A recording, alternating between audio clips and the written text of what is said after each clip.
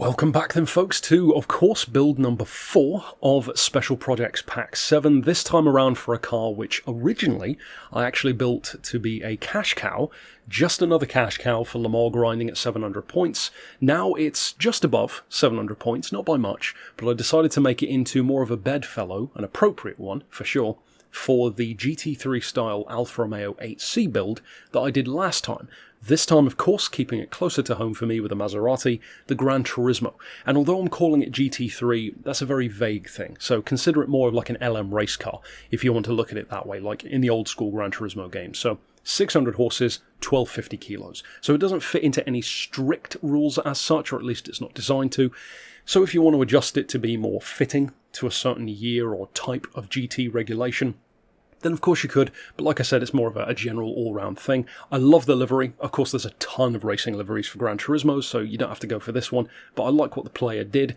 You've got to have some blue and white on a Maserati, ultimately, and of course, if you do want to grab that, there will be a link to that down in the description. As far as the tuning goes, it's fairly obvious, I think, across the board what you'll probably have to fit to build a race car anyway, but to take a look, first of all, we have the sports section. Of course, you want your stage 1 weight. As far as the club sports, we've got the high lift cams, high compression pistons, stage 2 weight, naturally, the power restrictor and the ballast. For the semi-race, you want the crank, the fully customised computer, the fully customised diff, stage 3 weight.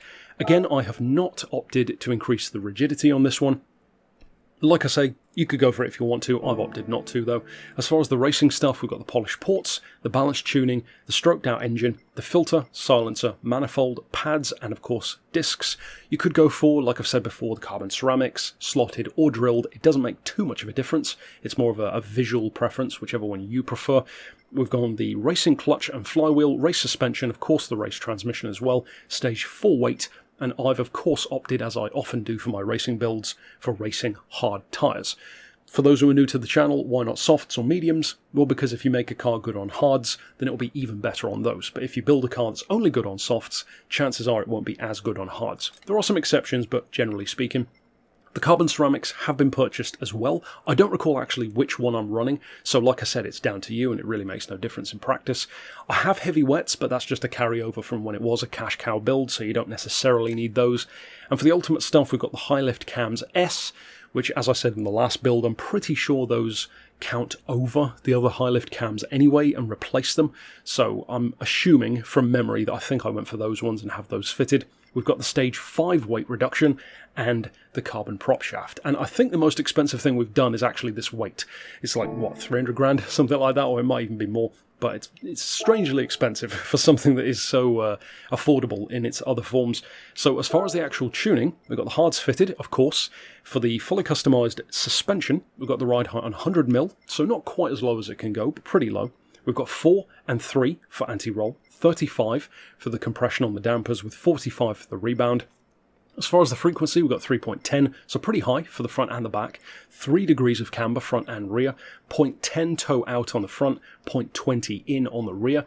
For the diff, a little bit different to what I might usually have. 50, 10 and 20, and that's because for some reason when you tune up something like a Maserati, they can sometimes become a bit twitchy. It's almost like when you accentuate that kind of weight distribution they have, which makes them so good to drive in real life and in stock form, when you really pile on the power, it can make them a bit unstable. So that's to counteract that a bit, of course. Likewise with the weight distribution and the ballast, which we'll see in a second. I've got the auto setting on 300 kilometers an hour, which is, what, up around 180, 190 miles an hour, at least on the auto setting, which is more than good enough in practice most of the time. For the ECU, you want that set on 92%, at least if you want to be running the 600 horsepower that I am. I've got 22 kilos of ballast to bring us up to 1250. I've put that 5% toward the rear, so just a little bit more. Still a 50-50 split though, just a slightly more rear-biased 50-50. And then for the downforce, of course, that is as high as it can go. As far as the other stuff here, you can see all that we fitted. I do have the racing discs, the drilled ones instead of the ceramics. But like I said, that's down to you which one you want to go for. And as far as all the other stuff, you can see those fitted there. So, of course, all that remains now is to jump out to a track and show you what it looks like in action. Now, my advice on using this one, because as I said, Maseratis and some others too can become a little bit twitchy when you really pile on the power, and in particular when you drop the weight. So for this one, my advice would be 2 things in particular.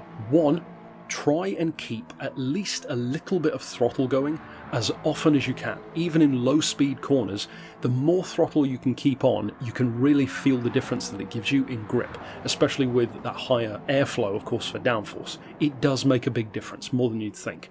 It seems a bit counterintuitive to add throttle to get more grip, but it does work, trust me. The second thing, in a similar way to the M3R build, which I did, the mid-range cornering in particular is where this car tends to be a little bit twitchy.